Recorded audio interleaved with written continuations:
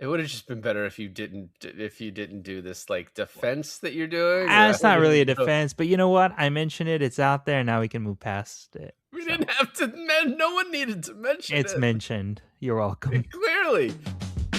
I finally Watched. I finally Watched. I finally watched. I finally watched. I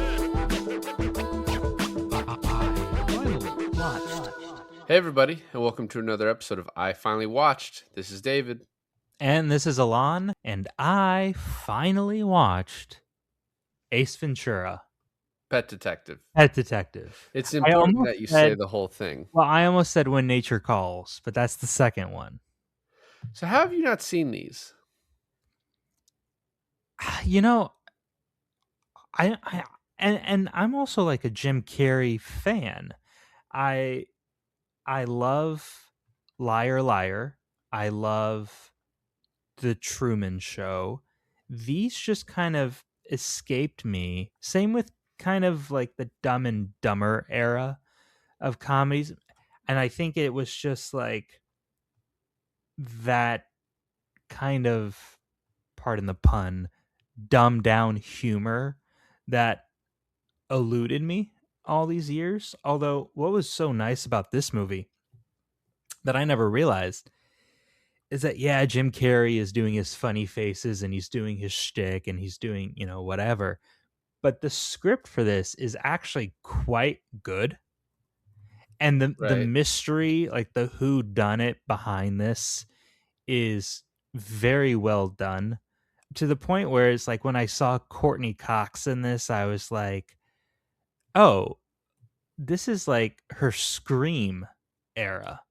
Like how like Scream is a whodunit. And I just found it kind of funny that she was in another one, but instead of a horror category, she was in like a strict comedy of whodunit.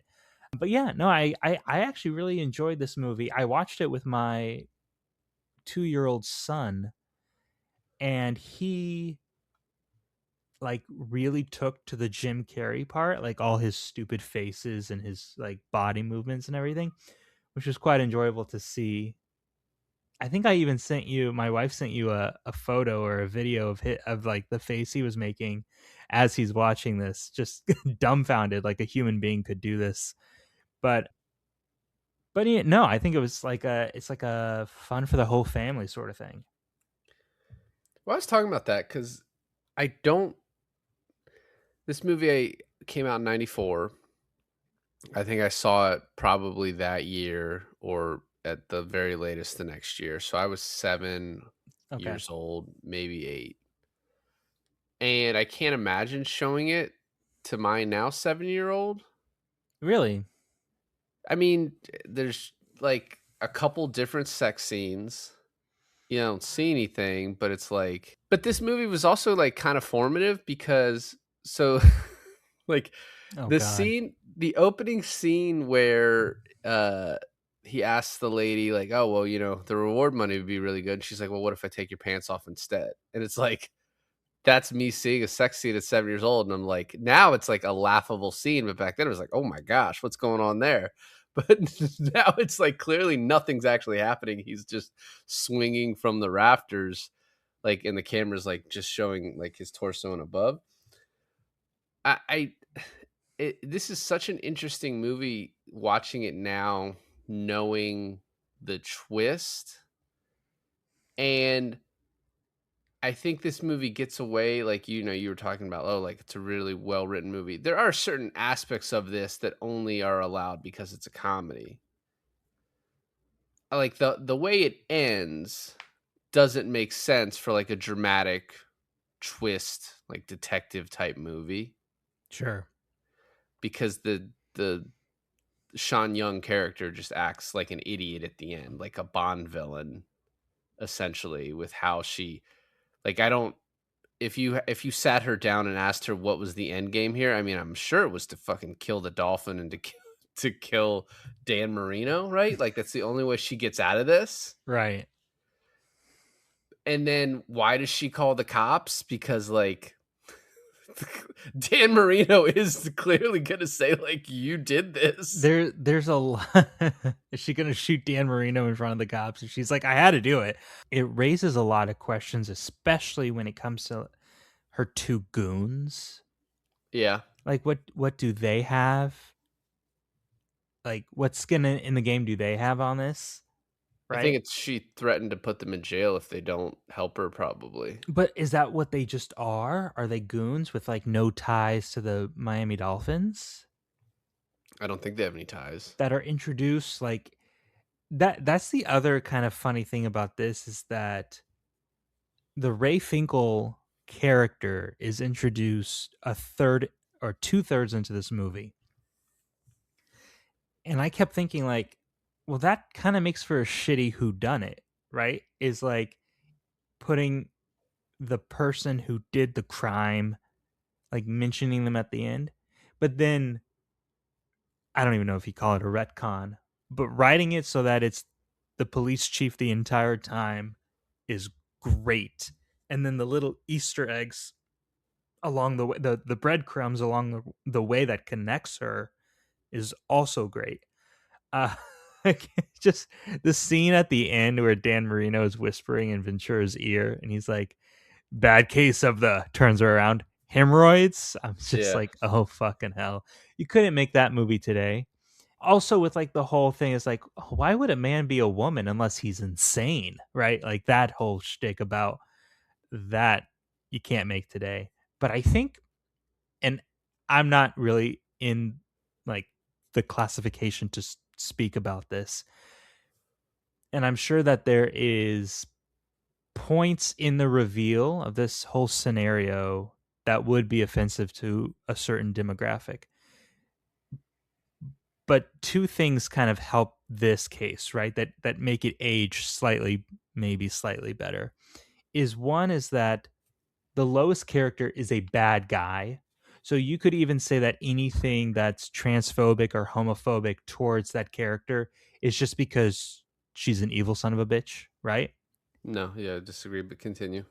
You think it's just like strictly transphobic and homophobic? No, I don't care. I don't care that a Well, movie that's 32 years ago. Like I just don't care. But I no, I don't know think. you don't, and But I I don't don't. know. But yeah, no. Well, you clearly do because you keep going on about it. But I don't think just because you make the bad guy trans is like, oh well, anything that you reveal about that person is okay because it's the bad guy character. I mean, I think people would also be like, well, why is the trans person going to be a bad guy? Are all trans people bad guys? Because that's how fucking stupid people are. Oh, sure, yeah. Well, that's the other thing too. But the other thing I was going to mention is that when the entire police squad finds out that she's a man and they all spit, right? They all spit. I Yeah. thought, okay, so that's a little transphobic being like, oh, disgusting woman, man. But then it occurred to me it's because she's made out with every single one of those cops. No, I mean the joke is because she's a man. No, I don't. I think it's because she's made out with every single one of those guys. They all started spitting in unison because they all knew that they had all made out with her. Made out with a man, yeah. Well, yeah, with a man. That's why they're spitting. But they didn't all like either they already all knew they had all been making out with her and therefore they weren't surprised by it enough to start throwing up then, or they were just didn't find out simultaneously and start spitting out. I mean, if like like you can say that's transphobic based on today's, the way society feels, I'm but not I saying don't. that. Huh? I'm not saying that. I'm not an idiot. Okay. Because it's also like if you're into what you're into, if you then find out what you're into wasn't what you got, then you might be like, "Oh, that's I didn't want that." And so, Well, also, like, I couldn't stop laughing, yeah, however offensive it might be, but I couldn't stop laughing at the scene where Jim Carrey goes home and does like 50 things to like basically desanitize himself from the fact that he made out with her. while playing the Crying Game song from Boy George, and then I guess the Crying Game the movie released either after they started filming this or about the same time, and so That's like good. the homage that they have in there is like a Yeah, last minute addition. it's fucking hilarious. But that's the other thing. That's the last thing I was going to mention is that it it is genuinely just funny. It would have just been better if you didn't do this like defense that you're doing, or I It's not would really a have. defense, but you know what? I mentioned it. It's out there. Now we can move past it. We So, didn't have to. No one needed to mention it's it. mentioned. You're welcome. Clearly. You're welcome. So this movie started out originally. There's a ton of people who they tried to bring in before this, and then the original concept of it was that one, it wasn't a pet detective; it was just a detective movie. That then they added in the pet detective thing when the new writer and director got brought on. And then the concept was that Jim Carrey, like the character was just like a bumbling idiot. But when Jim Carrey came on, he's like, I want him to be zany and and this is like shows the difference between a good and bad movie all the time. Cause this is like kind of like The Office, where Steve Carell's like, you got to be able to understand why this guy's the boss. And then for this one, it's like he has to be a good detective, Yep. which he is. Yep. So for all the weirdness about him, he's really good at his job. And You can't have a Mr. Magoo, right? You have to almost have a Sherlock Holmes to make this work, but like a guy you think is an idiot but is actually incredibly intelligent. and I this starts with the opening, which I love, him stealing the dog back. The fragile package that he just throwing around and everyone looking around like, what the fuck is he? That's so awesome. He's like, sounds broken. It probably is, but it must have been nice though. I still, so was that guy expecting a package? Did he intercept the package? Was there like, why did this guy just accept this package? I think if a package was brought to your house for you to sign for, you'd probably be like, oh, I probably ordered something. I guess so. The switching of the real dog with the fake dog was very entertaining.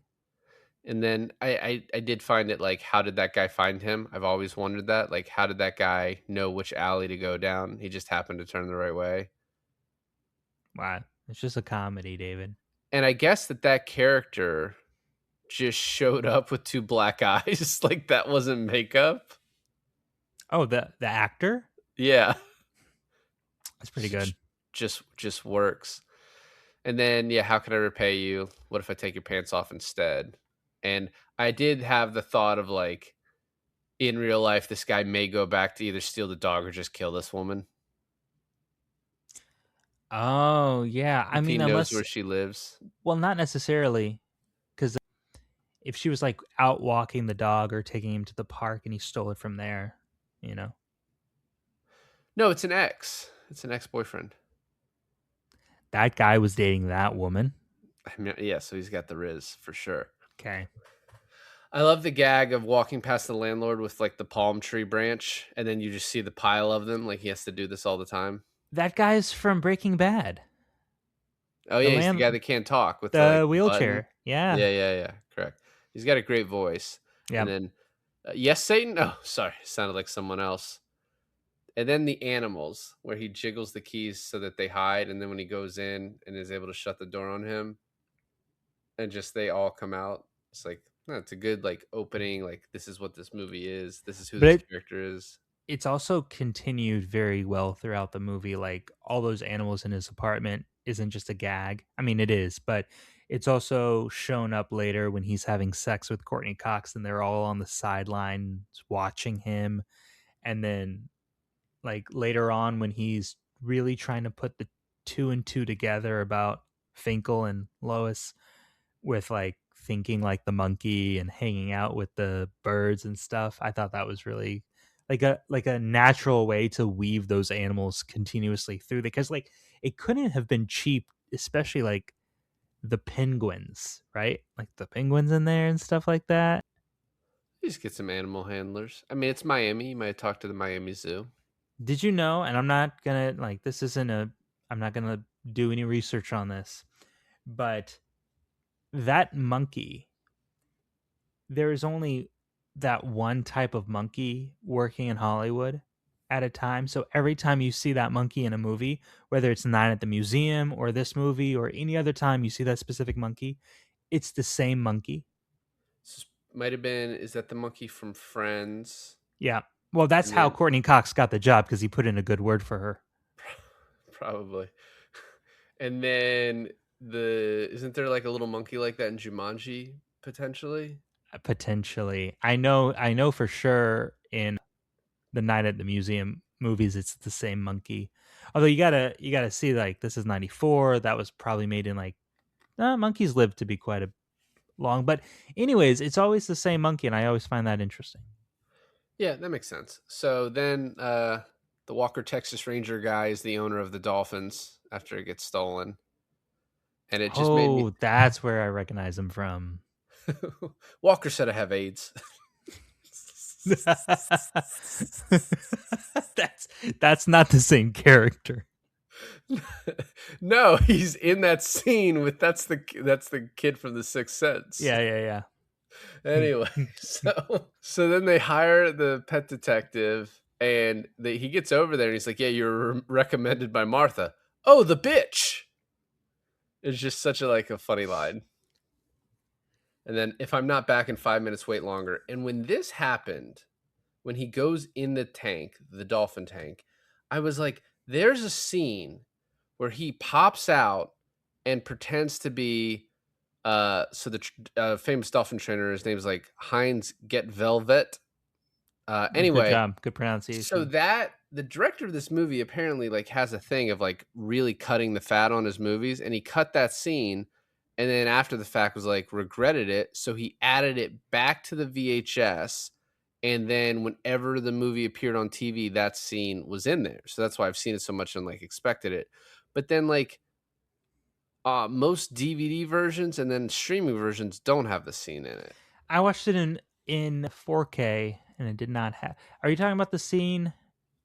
Well, which scene are you talking about? Because I don't think I saw it. Yeah, so while he's in the tank, all the reporters pop up and they want an answer. And then Ace Ventura pops out and pretends to be the dolphin trainer and basically does like a whole accent and tells them to fuck off, that the dolphin won't be seen right now. I didn't get that. Yeah, it's a good scene, and so I mean, it was cut for time, but it doesn't even take that long. So anyway, so next we get where he goes to the cops. This is the second Tone Lock movie that we've done. Do you remember the first? So probably I just can't think of it right now. I like Tone Lock's stuff. So like at the end where he's rapping about Ace Ventura, I was like, that's awesome. Also, he has I've never heard him just speak. Well, I probably have on the first movie we did, but he has such a recognizable voice. Like his speaking voice sounds like his singing voice. It's also funny, like to have two great voices in this movie with him and then the the landlord. Oh yeah. There's two So deep. Tone what's Lock the was in Heat. Tone Lock's in Heat? Yeah, he's got a scene with Al Pacino where Al Pacino comes to him for information. He plays a cop? No, like a informant guy. Oh, okay. It's a small part. Okay. So then we meet Sean Young, and this is my first impression of Sean Young. And so as a kid, I was like, that woman's not attractive because she's got a dick. Well, sure. You know what's funny? It's like the entire time I'm watching this, I don't know the twist. I've never seen this movie, and I'm thinking like she's really attractive, and my wife Yeah. is next to me, and Courtney Cox shows up in probably like her prime. I mean, Courtney Cox can still get it, but I'm saying, her prime now is probably 94, 95-ish era. And She had a long stretch of prime, but yeah. I mentioned to my wife, I was like, oh, look how attractive Courtney Cox is. She's like, yeah. And then the police chief comes on, and in my head, I'm thinking, oh, how attractive. And I don't say anything out loud. And then the end of the movie happens, and I'm like, it's a good thing I didn't say anything out loud. My wife would have called me gay. Yeah, can't have that. I love his interactions with the fat cop. He's like, solve this crime as he steps on the cockroach. And he's like, I think the assailant saw the size of the bug's dick and became jealous. That's a good one. I also like later on where she's making out with him and he comes in, he's like, I heard a commotion. Do you want me to kick him out? And she's like, I want you to leave. I'll kick you out. Yeah, someone should kick you out. And then he says, when he sees her, Holy Testicle Tuesday, which one, foreshadowing, but two, I guess Jim Carrey was purposely coming up with catchphrasey type things so that they could like make just make the movie more marketable. It is funny how alrighty then is like the big line from this franchise. And that, was like a thing he said on In Living Color and then has been said in other things, but it's Yeah. just like really. By the way, so the director of this is named Tommy Shadyac, and this was like his big break, his directorial debut. He helped write it along with Jack Bernstein and then Jim Carrey. But another person who really had like a hand in writing this movie is Steve Odekirk, who Really? also directed the second movie and then is probably, I don't know if most well known, but Kung Pao Enter the Fist. Uh-huh. So I just thought that was like interesting because I didn't know the guy. No relation to Bob Odenkirk? No, it's Odekirk, not Odenkirk. Oh. But I just found it interesting that the guy from Kung Pao Enter the Fist is actually like a writer. I mean, obviously it makes sense. And then that him and Jim Carrey were just like staying up late coming up with jokes for the movie, like on the hush hush. And then Jim Carrey got like credit for them in the movie. That is funny. So then we meet there's a hacker scientist guy who's just really into like fish and whales, and he can track the sales of stores in the You're just area. like the most convenient character for this very specific movie. Yes. That you know what's so funny? It's like unnecessarily funny, or it's unnecessary and yet funny. How his hub is like under this mosh pit type thing. No connection. You don't really need that. And yet it's there. So apparently that band is Cannibal Corpses, which I'm familiar with the name, not the music. Okay. Jim Carrey apparently was a huge fan of theirs and wanted them in the movie so much that that's like one of the last things filmed. It was filmed like after they came off of a tour. That's funny. So that's why that's in there. And there is a couple jokes as he's like trying to find his way down there. I also, I didn't even get to the best joke between Sean Young and Jim Carrey. Like, you want me to make your life a living hell? And he's like, I'm sorry, I'm not ready for a relationship. Is your number still 911? It's good. And then he goes to the billionaire party, and you have Udo Kerr, may he rest in peace, just as a very straight billionaire character. I don't know his orientation, but just playing no laughs. And one of the best like sight gags in the movie is that he makes it to this fish tank. You think it's going to be the dolphin.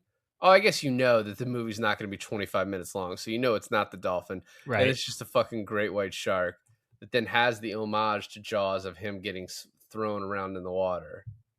You also have that quick little soundbite of the Jaws theme song right before the shark pops up. That's, I think, just like a simple violin little burst. Little riff. Speaking of violin riffs, the way that Jim Carrey walks past that orchestra at the party and like bumps the violinist and goes, zzz, that's like everything he does is so funny, from like wearing the Florida shirt and then coming out of the bathroom and he's like, you don't want to go in there, which is very like, I could see his character from Dumb and Dumber doing something like that. The movie also is like it does a very good job of like all the Florida locations make sense. So Collier County is like just like it's like Naples, Fort Myers area, and obviously there's going to be a lot of like areas that aren't very like are more rural, right? And then Well, you have the to go way up to he camp. even driving down and passing the Everglades and swamp areas too. Yeah, well, yeah, because that's you have to pass those to if you go from Miami to there, and then going up to Tampa for, the Shady Acres. I was like, oh, that's all made sense. Someone was on the road doing their job for that. It is fun to see your state represented like accurately. Well, at least that part. I don't consider that part my state. I'm in a different state than the rest of Florida. You're in North Florida. Relax, buddy. Just South Georgia over here. This leads to so he figures out the ring thing, and then a great montage of him going after like actual Dolphin players, like looking at the one guy's dick in the bathroom who starts like kind of chasing him a little bit, trying to chase the guy around the track, getting punched in the head. Chloroforming the guy on the Yeah. track. Well, he had to know. I like the reveal where it's like, who's that guy? What guy? And why isn't he in this photograph? And then it's Ray Finkel is introduced, and the reason he wasn't in the photograph is because he got kicked from the team. Well, no, it's because he came in late. He got kicked off the team like after. Oh, he the just came in season. late. So then we have a scene where he's sort of pissed at Courtney Cox at her house, and it's subtle, but I think they do a good job of like building that relationship up, because like at first she's like very pissed by him, but sort of I think she finds him fascinating. And then we get to the scene where Roger Podacter killed himself and the cops are there. And he's like, "Oh, what about that spot of blood?" And then she's like, "Oh, we have to worry about evidence." And he says, "Oh, I guess I'm out of my league." And then goes on this tangent explaining, Except yeah, like he's Columbo. There's a really good little hint that Lois isn't who she says she is. Did you notice, like, he puts on the glove and goes out to the balcony and points out the blood, right? Yeah, she just touches it with her She hand. she just scoops it up with her hand, and then he keeps saying how in the past that the police department has been so incompetent. And then like with the suicide thing proving that it wasn't a suicide, how he basically runs circles around the cops. It's just now you know the reason on why they're so incompetent is because they don't have a real police chief as their chief. I don't know. I think she must have gotten pretty good to make her way up. You see, that's another question, is that Ray Finkel he killed the hiker, or he just took the opportunity to take the hiker's took the identity? Opportunity.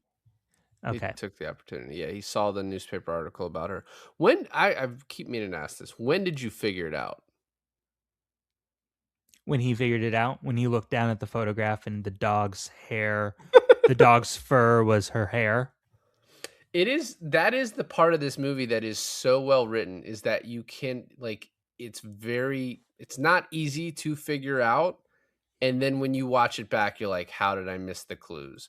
Because when he goes into her office and tells her like, oh, I know who did it. It's this crazy guy, Ray Finkel. If you look at her facial expressions, they are not the facial expressions of like, there's someone who's like, ah, shit. Oh, interesting. Yeah. So it's just a very well done movie. I talking back, like I loved when he was talking shit to Courtney Cox before this, and she's like, "Can you leave?" And he said, "Why? So you can beat him again, fatty." Which is also kind of funny because her character in Friends used to be fat. I don't know if that's where the connection was, but Monica used to be obese and overweight, and I don't know if that's why they added that into her character there. But Courtney Cox at that point was just pretty famous for Friends, right? Yeah, just is like doing a little too much work there. She was, yeah. It was the main thing she was known for sure. It still is though. Well, no, for sure. I don't know. I think she has a pretty good reputation when it comes to Scream. Also, I know you just want to keep bringing that up. So yes, Scream. I don't think Scream had happened yet. Wasn't Scream okay. Was Scream 99 or? Yeah, probably. Yeah. So they leave the. But she had it going on then too. Wow, 90 to 99. That's a good run. Shit, yeah. Do you want to just do a Courtney Cox podcast now? Anyway, have you seen Cougar Town? After I have not. Oh, It's a Bill Lawrence show though. So after that, she's like, "Oh, that was pretty impressive." And he says, "You don't have to tell me, I was there." And then this is when he finds out about Ray Finkel. And he then says, "It's not safe at your apartment. What do you suggest?" And then it cuts to them having sex. And she's like, "Wow, 3 times." He's like, "Yeah, having an off night." And now I'm ready again. Yeah. So then he starts looking for Ray. But And wait, 3 times what? 3 times he came, 3 times he made her come? Like, what's, like, the 3 times? Like, where do you cut that line, you know? it's the joke is 3 times he did. Ah. I mean, she seemed pretty satisfied too, so. Yeah, but she could have finished more than once each of his times. That's true. I know how women anatomy works. Oh, Thank you okay. very much. Breaking it down for me. Okay, moving on. So he goes to Ray Finkel's house, which is just a very great scene with the mom, and the dad's like, "She's fucking insane. Like, Ray's not coming home."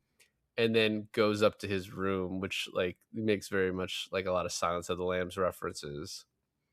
I also enjoy his reaction. She's like, "Do you want cookies?" He's like, "Sure." Brings the cookies in the shape of footballs. He goes, "Well, looky that. Footballs." And then she's like, "Laces out." She's such a sweet old lady. And then he realizes Marino's going to get kidnapped, and then gets there just to watch it happen and try and chase them down. I mean, I think the most out there thing is obviously him catching a bullet with his teeth. Yeah, but you know what's so funny? It's like it just works for that character for some reason. Yeah. So then he goes and tells the chief about Ray Finkel. She starts making out with him. "Your gun is digging into my hip." And then later he references that he's like, "Your Ugh. gun is digging in my hip." Ah. And he says, "You just don't do anything for me." And then he says, "Down, boy," presumably talking about his dick. So obviously she does do something for him. And then he goes to Shady Acres, which is just a great scene of him pretending to be mentally handicapped. Also, probably doesn't age very well. You know what's funny is that watching this with my wife and son, my wife and I came to a great idea. Is for Halloween, we will all be Ace Ventura, but I'm going to be the one at the mental hospital. My son's going to be the one with the Hawaiian shirt and we'll do his hair. And then my wife will be the one with the striped pants because she actually has those pants. I think it's a great Halloween costume. Well, can't wait to see it. We only got 3 months. Yeah. So there's a good isotoners joke, OJ joke right here with the gloves. And then, Oh, is that an OJ joke? I was wondering if they fit one of those in somewhere. yeah, it didn't fit. So, and then he finds the Lois Einhorn article. Yeah. And I think like that's enough to figure it out probably at that point. But then how do they connect? I don't know if you're just a watcher, especially in 94, just a viewer, that operation is very rare at that point.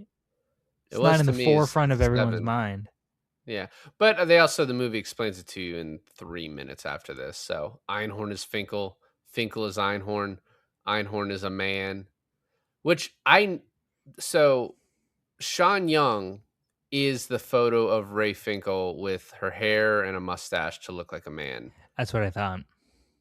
Every time I look at that, I was like, that doesn't look like the same person to me. My But wife saw that and figured it out then and there. good for her. I mean, she's always trying to.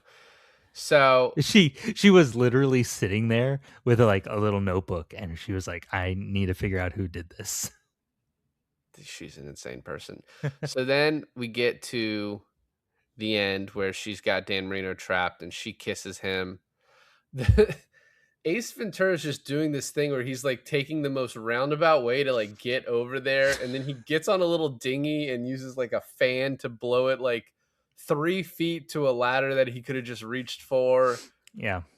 And then so the hook that he uses to knock those 2 guys out, in the original version of this, it was going to decapitate them. But instead the director's Damn. like just cuts. He apparently wanted to make this movie so fucking dark and like luckily got the tone right by taking out a few things.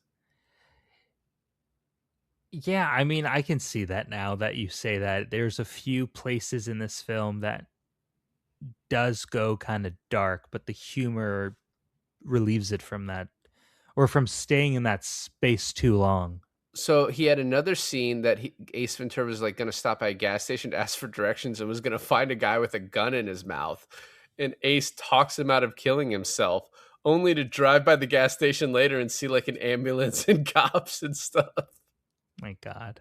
So I don't know. Good to keep that out of there. One of my favorite parts in this movie is when I think it's Courtney Cox asking him like, why doesn't he just become a real detective if he's so good at solving crimes? And he's like, oh, I don't do animals, I don't do people, I only do animals, which I thought was weird because she was like, oh, but you solve that Roger suicide pretty easily. I was like, oh, you know what's so cool about it is that it's not like he doesn't solve crimes relating to people. He said that in the case, like, he doesn't work well with people. He works well with animals. Like when he's at the Roger case and he's referring to the dog, I think it was the neighbor's dog, kind of like checking the dog's paws and everything, and having the dog help him lead him towards solving of that case, is that he just can't work well with people, and that kind of shows, right? Like he walks into the police station and everyone is making fun of him in some sort of way. You're really getting into the psychology of this guy. You know, we're a podcast, we're supposed to be talking about movies, so It's true. I love the fight between her and him because he's like Ace knows it's a man, right? And so it's like I'm not gonna take it easy. It's like slamming her head against stuff, and then Dan Marino's like, "You're having a little trouble with the lady, aren't you?" And he's like, "You don't understand." This is a former NFL football player. I know it's just a kicker, but like, I love the motivation reveal of like why the dolphin and why now. It's because he was given the her jersey jersey number. number and then taught her trick, like the kicking football trick. It's really great of you to make sure you don't, use the wrong gender I'm just pronouns. not misgendering Yeah, her. I got one job very in this proud of you. podcast. It's not to get So canceled. the end reveal is great, where he's like, "She's a man. Would a real woman have to wear this?" And it's like, not a wig. Or missing these. She's got the big breasts. He's like, "Well, what about big old Mr. Knish and nothing there?" And he's like, "Oh wait, Dan's telling me something." And he turns around. It's just like it would have to be like the longest prosthetic penis, you know what I mean, that they had to use to like. Well, that's in the industry of drag. That's what they call tucking, David. I knew what it was. Okay. I wasn't unfamiliar, but I'm just saying it reached pretty far back there. Finkel was packing. Give himself anal. I know. Because that was had to be flaccid. Ray Finkel is a shower, not a grower. Yep, for sure. Also, Sean Young, hot. Yeah, I Young mean, David was wrong. yeah, it's okay. And then as they're leaving, so all the cops start spitting up. And then, first of all, Courtney Cox is just like, let me pretend to hold this cop hostage to like, I don't know, buy Ace some time. Fucking Einhorn is like, hey, cops, this guy was committing a kidnapping. Everyone just shoot him. Mm-hmm. But Dan Marino's not going to, after the fact, be like, well, actually, she's the bad guy. Yeah, What's going to happen there? There's Very plot pissed holes. planning.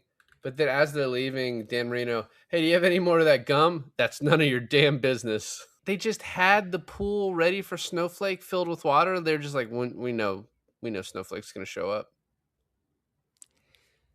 Why was the other team's mascot on the Miami Dolphins side getting water? He wasn't. Was he? I mean, it wouldn't necessarily not make sense because he's probably walking all around the sidelines. But I thought he was on the Eagles sideline because I think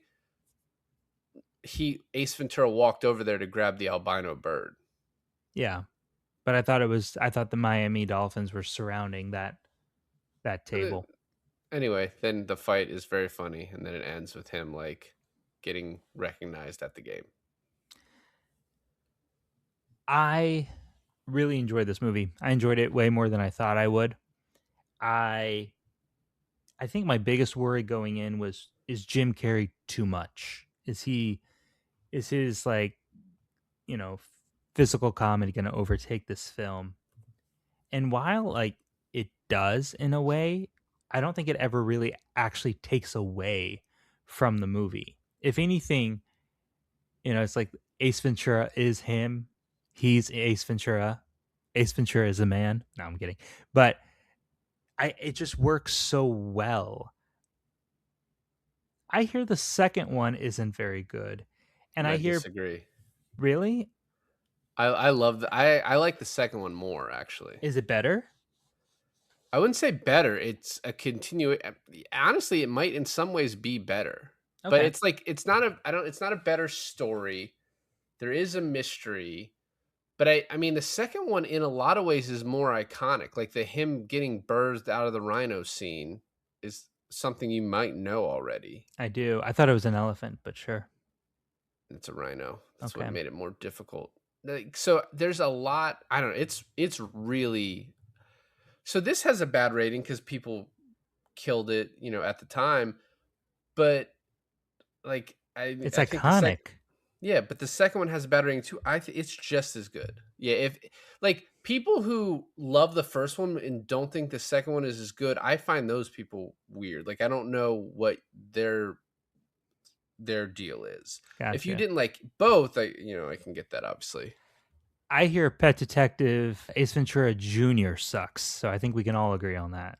Yeah, we can.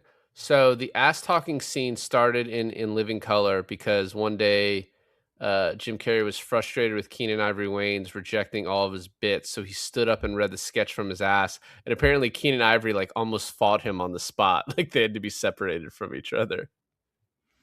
I don't know. I didn't find that funny, but I could see people finding that funny. Rick Moranis turned down the role of Ace Ventura along with Lauren Holly. Those two were going to be cast together before Jim was brought on. Adam Sandler also turned it down. I guess Rick Moranis turned it down to do the Flintstones. Judd Nelson was asked, but he didn't like it. Alan Rickman was considered, and then they just had trouble finding an actor. Okay. So wait a minute. Rick Moranis, no.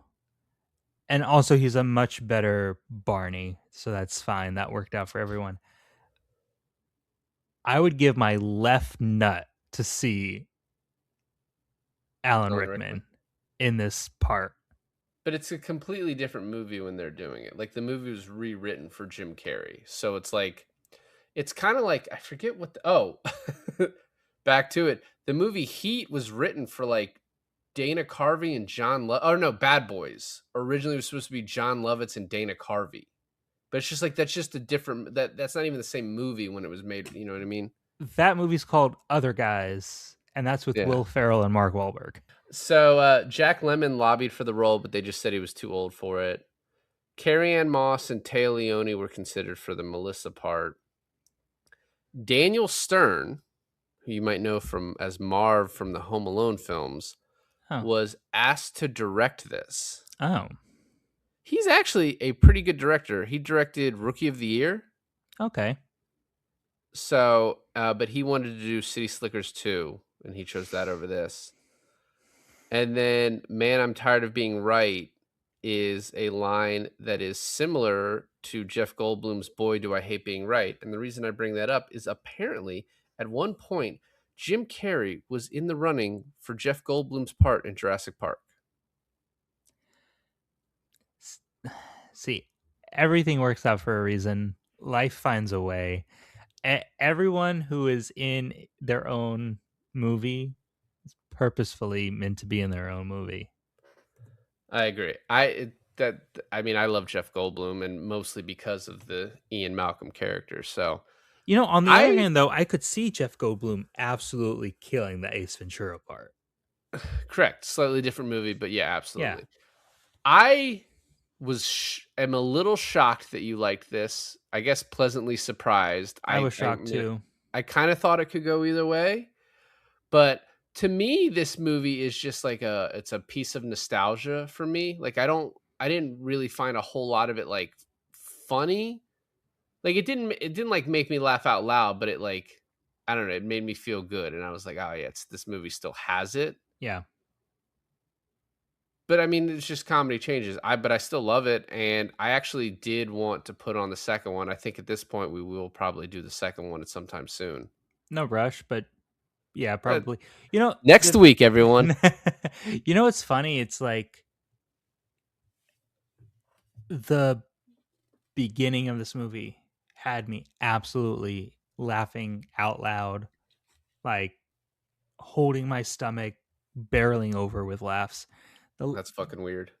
The rest of the movie was like that slight chuckle here or there. It's like, oh, you know, I'm kind of like just into it, like I'm enjoying it. But the first part with the UPS, the fragile box, the dog, the bad guy coming out of nowhere and smacking his car window with the bat, like all of that gag, him hanging onto the back of the car as he's driving through the city, like all of that was just, it just had me. Like it had me in the first 15.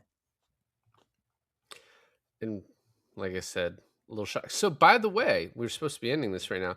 Ace Ventura: Pet Detective has a 37 Metascore. Ace Ventura: When Nature Calls has a 43. It's better. I guess. Well, thanks for listening to another episode of I Finally Watched. This is David. And this is Alain, and I finally watched Ace Ventura: Pet Detective.